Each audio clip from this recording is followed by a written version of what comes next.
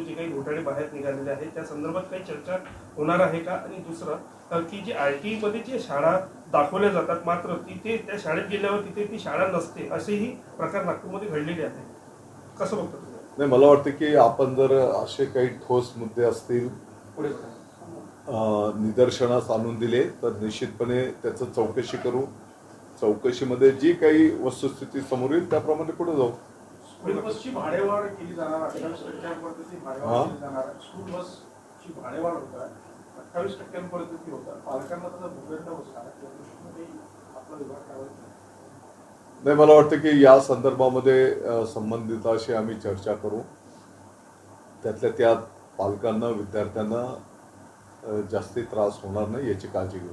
एक प्रश्न, विदर्भातल्या काही जिल्ह्यांमध्ये वाघांची दहशत आहे, त्यामुळे शाळेत जाण्यामध्ये विद्यार्थ्यांना भीती वाटत आहे. त्याचा परिणाम पटसंख्येवर पाहायला मिळत आहे. म्हणजे नागपूर जिल्हा असेल, चंद्रपूर जिल्हा असेल, भंडारा, गडचिरोली. तर या संदर्भात काही आपल्या स्तरावर चर्चा होत आहे का? आपल्याला सर्वांना माहिती आहे की ऑलरेडी अगदी ग्रामीण भागाच्या खेड्यापाड्यापर्यंत आपलं SD महामंडळाची बस सेवा आहे. बस सेवेच्या माध्यमातून विद्यार्थ्यांना कन्सेशन भाड्यामध्ये पण त्या ठिकाणी आहे. तत्रा पर्टिक्युलर अशा कुठल्या जर गावं असतील तर त्या ठिकाणी आणखी बसेसचं संख्या वाढवण्याच्या संदर्भामध्ये विनंती करू. अंशतः विना अनुदानित शाळा आहे त्यांना जो अनुदानाचा टप्पा आहे तो केव्हापर्यंत दिला जाणार आहे? कारण की 3000 शाळा आणि 15000 तुकड्या त्यामध्ये समावेश आहे. पाठीमागच्या काळामध्ये या संदर्भातला एक शासन निर्णय निर्गमित झालेला आहे.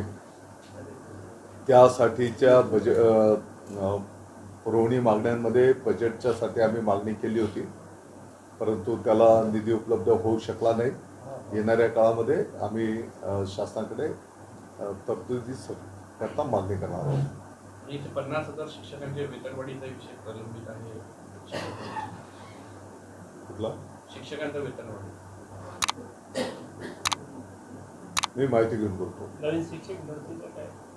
नवीन शिक्षक भरतीचा दुसरा टप्पा आता लवकरच सुरू होईल.